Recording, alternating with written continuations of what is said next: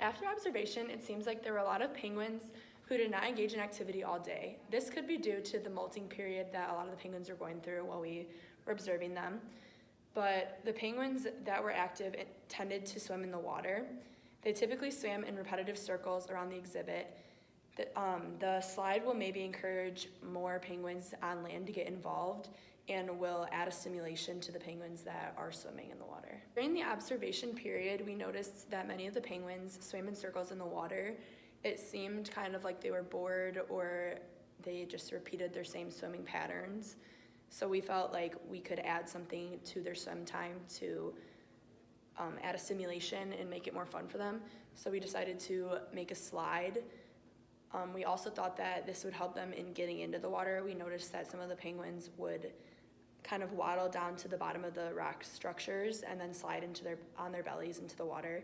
So we felt that the slide would help with that and be a fun thing for them to do instead of just swimming in their tank, which isn't very big. For our enrichment, we created a slide for the penguins, and the way that we made our prototype, we used a plastic winter sled, and then we have pool noodles taped on the edges because we didn't want any sharp edges being able to cut the penguins as they use the simulation.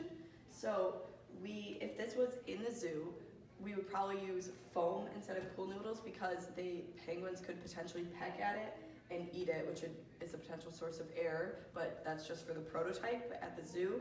Also, for the tape, it would need to be some sort of biodegradable glue or something in the case that the penguins would ingest it. This manipulation would have to be a supervised activity, especially at the beginning stages when they're getting used to how to use it and everything.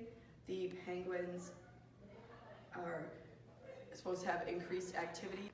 This manipulation activity would be used twice a month, like the other manipulation simulations that they already have, and then we would attach the top of this to a rock structure so that they could slide down from the top into the water and then climb back up the rocks and repeatedly use it again.